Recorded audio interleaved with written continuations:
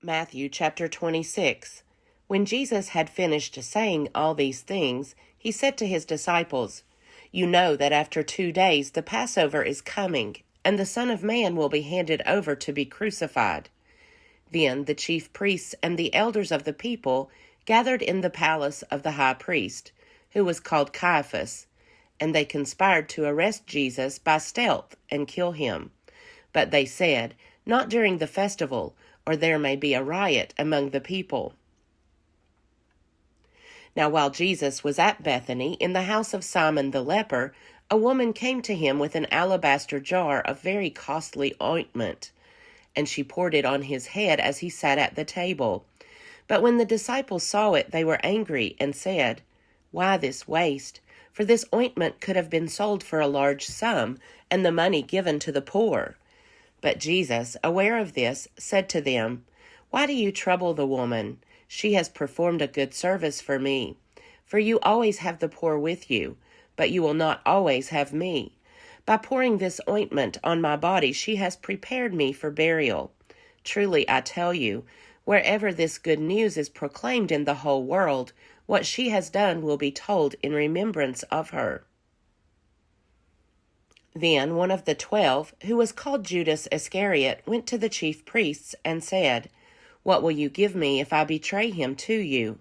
They paid him 30 pieces of silver, and from that moment he began to look for an opportunity to betray him. On the first day of unleavened bread, the disciples came to Jesus, saying, "Where do you want us to make the preparations for you to eat the Passover?" He said, "Go into the city to a certain man, and say to him, 'The teacher says, my time is near.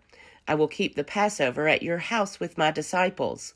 So the disciples did as Jesus had directed them, and they prepared the Passover meal.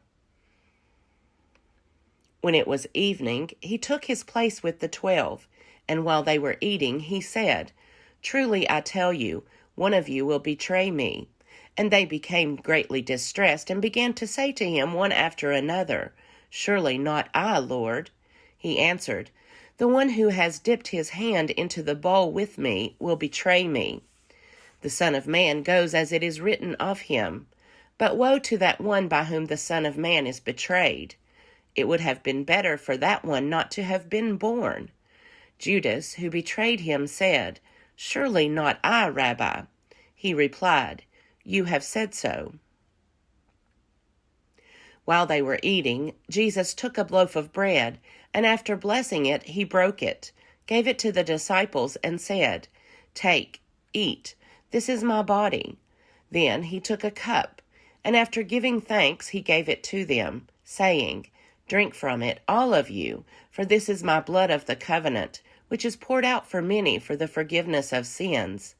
I tell you, I will never again drink of this fruit of the vine until that day when I drink it new with you in my Father's kingdom." When they had sung the hymn, they went out to the Mount of Olives. Then Jesus said to them, "You will all become deserters because of me this night, for it is written, 'I will strike the shepherd, and the sheep of the flock will be scattered.' But after I am raised up, I will go ahead of you to Galilee." Peter said to him, "Though all become deserters because of you, I will never desert you." Jesus said to him, "Truly I tell you, this very night, before the cock crows, you will deny me 3 times. Peter said to him, "Even though I must die with you, I will not deny you." And so said all the disciples. Then Jesus went with them to a place called Gethsemane, and he said to his disciples, "Sit here while I go over there and pray." He took with him Peter and the 2 sons of Zebedee, and began to be grieved and agitated. Then he said to them, "I am deeply grieved, even to death. Remain here and stay awake with me." And going a little farther, he threw himself on the ground and prayed, "My Father, if it is possible, let this cup pass from me. Yet not what I want, but what you want." Then he came to the disciples and found them sleeping, and he said to Peter, "So could you not stay awake with me 1 hour? Stay awake and pray that you may not come into the time of trial. The spirit indeed is willing, but the flesh is weak." Again he went away for the second time and prayed, "My Father, if this cannot pass unless I drink it, your will be done." Again he came and found them sleeping, for their eyes were heavy. So leaving them again, he went away and prayed for the third time, saying the same words. Then he came to the disciples and said to them, "Are you still sleeping and taking your rest? See, the hour is at hand, and the Son of Man is betrayed into the hands of sinners. Get up, let us be going. See, my betrayer is at hand." While he was still speaking, Judas, one of the 12, arrived. With him was a large crowd with swords and clubs, from the chief priests and the elders of the people. Now the betrayer had given them a sign, saying, "The one I will kiss is the man. Arrest him." At once he came up to Jesus and said, "Greetings, Rabbi," and kissed him. Jesus said to him, "Friend, do what you are here to do." Then they came and laid hands on Jesus and arrested him. Suddenly one of those with Jesus put his hand on his sword, drew it, and struck the slave of the high priest, cutting off his ear. Then Jesus said to him, "Put your sword back into its place, for all who take the sword will perish by the sword. Do you think that I cannot appeal to my Father, and he will at once send me more than 12 legions of angels? But how then would the scriptures be fulfilled, which say it must happen in this way?" At that hour Jesus said to the crowds, "Have you come out with swords and clubs to arrest me as though I were a bandit? Day after day I sat in the temple teaching, and you did not arrest me. But all this has taken place, so that the scriptures of the prophets may be fulfilled." Then all the disciples deserted him and fled. Those who had arrested Jesus took him to Caiaphas the high priest, in whose house the scribes and the elders had gathered. But Peter was following him at a distance, as far as the courtyard of the high priest, and going inside, he sat with the guards in order to see how this would end. Now the chief priests and the whole council were looking for false testimony against Jesus, so that they might put him to death. But they found none, though many false witnesses came forward. At last 2 came forward and said, "This fellow said, 'I am able to destroy the temple of God and to build it in 3 days.'" The high priest stood up and said, "Have you no answer? What is it that they testify against you?" But Jesus was silent. Then the high priest said to him, "I put you under oath before the living God. Tell us if you are the Messiah, the Son of God." Jesus said to him, "You have said so, but I tell you, from now on you will see the Son of Man seated at the right hand of power and coming on the clouds of heaven." Then the high priest tore his clothes and said, "He has blasphemed. Why do we still need witnesses? You have now heard his blasphemy. What is your verdict?" They answered, "He deserves death." Then they spat in his face and struck him, and some slapped him, saying, "Prophesy to us, you Messiah. Who is it that struck you?" Now Peter was sitting outside in the courtyard. A servant girl came to him and said, "You also were with Jesus the Galilean." But he denied it before all of them, saying, "I do not know what you are talking about." When he went out to the porch, another servant girl saw him, and she said to the bystanders, "This man was with Jesus of Nazareth." Again he denied it with an oath, "I do not know the man." After a little while the bystanders came up and said to Peter, "Certainly you are also one of them, for your accent betrays you." Then he began to curse, and he swore an oath, "I do not know the man." At that moment the cock crowed. Then Peter remembered what Jesus had said, "Before the cock crows, you will deny me 3 times." And he went out and wept bitterly. Matthew chapter 27. When morning came, all the chief priests and the elders of the people conferred together against Jesus in order to bring about his death. They bound him, led him away, and handed him over to Pilate, the governor. When Judas, his betrayer, saw that Jesus was condemned, he repented and brought back the 30 pieces of silver to the chief priests and the elders. He said, "I have sinned by betraying innocent blood." But they said, "What is that to us? See to it yourself." Throwing down the pieces of silver in the temple, he departed, and he went and hanged himself.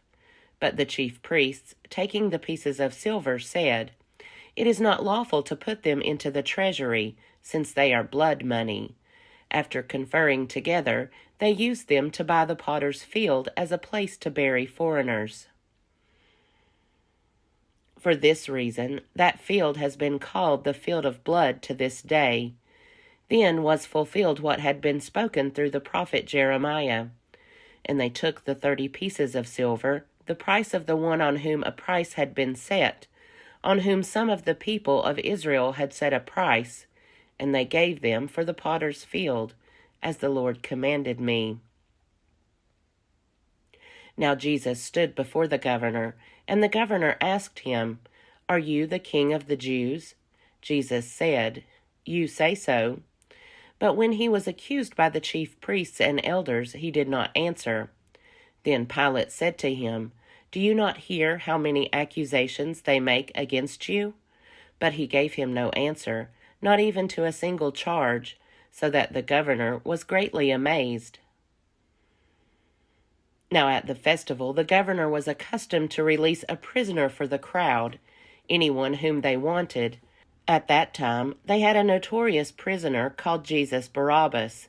So after they had gathered, Pilate said to them, "Whom do you want me to release for you, Jesus Barabbas, or Jesus who is called the Messiah?"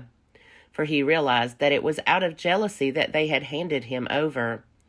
While he was sitting on the judgment seat, his wife sent word to him, "Have nothing to do with that innocent man, for today I have suffered a great deal because of a dream about him."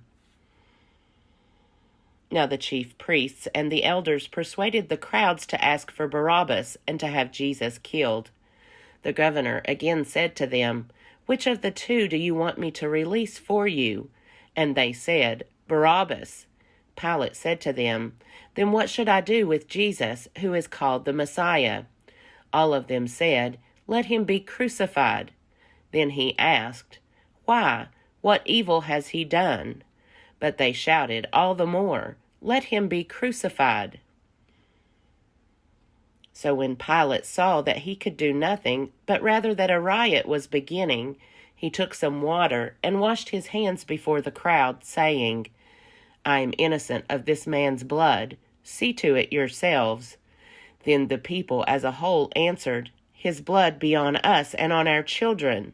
So he released Barabbas for them, and after flogging Jesus, he handed him over to be crucified. Then the soldiers of the governor took Jesus into the governor's headquarters, and they gathered the whole cohort around him. They stripped him and put a scarlet robe on him, and after twisting some thorns into a crown, they put it on his head. They put a reed in his right hand and knelt before him and mocked him, saying, "Hail, King of the Jews!" They spat on him and took the reed and struck him on the head. After mocking him, they stripped him of the robe and put his own clothes on him.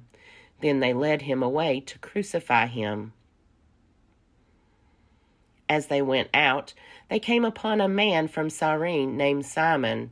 They compelled this man to carry his cross, and when they came to a place called Golgotha, which means place of a skull, they offered him wine to drink, mixed with gall, but when he tasted it, he would not drink it. And when they had crucified him, they divided his clothes among themselves by casting lots. Then they sat down there and kept watch over him. Over his head they put the charge against him, which read, "This is Jesus, the King of the Jews." Then 2 bandits were crucified with him, one on his right and one on his left. Those who passed by derided him, shaking their heads and saying, "You who would destroy the temple and build it in 3 days, save yourself. If you are the Son of God, come down from the cross." In the same way, the chief priests also, along with the scribes and elders, were mocking him, saying, "He saved others. He cannot save himself. He is the King of Israel. Let him come down from the cross now, and we will believe in him. He trusts in God. Let God deliver him now, if he wants to, for he said, 'I am God's son.'" The bandits who were crucified with him also taunted him in the same way. From noon on, darkness came over the whole land until 3 in the afternoon. And about 3 o'clock, Jesus cried with a loud voice, "Eli, Eli, lema sabachthani," that is, my God, why have you forsaken me?" When some of the bystanders heard it, they said, "This man is calling for Elijah." At once one of them ran and got a sponge, filled it with sour wine, put it on a stick, and gave it to him to drink. But the others said, "Wait, let us see whether Elijah will come to save him." Then Jesus cried again with a loud voice and breathed his last.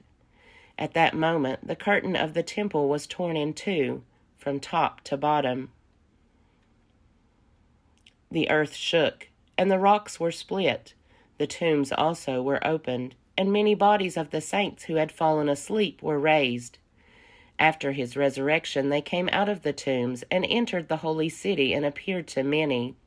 Now when the centurion and those with him, who were keeping watch over Jesus, saw the earthquake and what took place, they were terrified and said, "Truly this man was God's Son."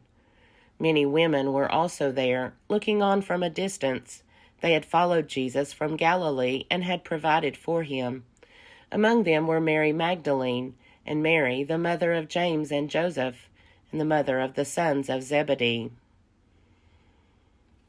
When it was evening, there came a rich man from Arimathea, named Joseph, who was also a disciple of Jesus. He went to Pilate and asked for the body of Jesus. Then Pilate ordered it to be given to him. So Joseph took the body and wrapped it in a clean linen cloth and laid it in his own new tomb, which he had hewn in the rock. He then rolled a great stone to the door of the tomb and went away. Mary Magdalene and the other Mary were there, sitting opposite the tomb. The next day, that is, after the day of preparation, the chief priests and the Pharisees gathered before Pilate and said, "Sir, we remember what that impostor said while he was still alive. 'After 3 days I will rise again.' Therefore command the tomb to be made secure until the 3rd day. Otherwise his disciples may go and steal him away and tell the people, 'He has been raised from the dead.' And the last deception would be worse than the first." Pilate said to them, "You have a guard of soldiers. Go, make it as secure as you can." So they went with the guard and made the tomb secure by sealing the stone. Matthew chapter 28. After the Sabbath, as the first day of the week was dawning, Mary Magdalene and the other Mary went to see the tomb. And suddenly there was a great earthquake, for an angel of the Lord, descending from heaven, came and rolled back the stone and sat on it. His appearance was like lightning, and his clothing white as snow. For fear of him, the guards shook and became like dead men. But the angel said to the women, "Do not be afraid. I know that you are looking for Jesus, who was crucified. He is not here, for he has been raised, as he said. Come, see the place where he lay. Then go quickly and tell his disciples, he has been raised from the dead, and indeed he is going ahead of you to Galilee. There you will see him. This is my message for you." So they left the tomb quickly with fear and great joy, and ran to tell his disciples. Suddenly Jesus met them and said, "Greetings." And they came to him, took hold of his feet, and worshipped him. Then Jesus said to them, "Do not be afraid. Go and tell my brothers to go to Galilee. There they will see me." While they were going, some of the guard went into the city and told the chief priests everything that had happened. After the priests had assembled with the elders, they devised a plan to give a large sum of money to the soldiers, telling them, "You must say, 'His disciples came by night and stole him away while we were asleep.' If this comes to the governor's ears, we will satisfy him and keep you out of trouble." So they took the money and did as they were directed, and this story is still told among the Jews to this day. Now the 11 disciples went to Galilee, to the mountain to which Jesus had directed them. When they saw him, they worshipped him, but some doubted. And Jesus came and said to them, "All authority in heaven and on earth has been given to me. Go, therefore, and make disciples of all nations, baptizing them in the name of the Father, and of the Son, and of the Holy Spirit, and teaching them to obey everything that I have commanded you. And remember, I am with you always, to the end of the age."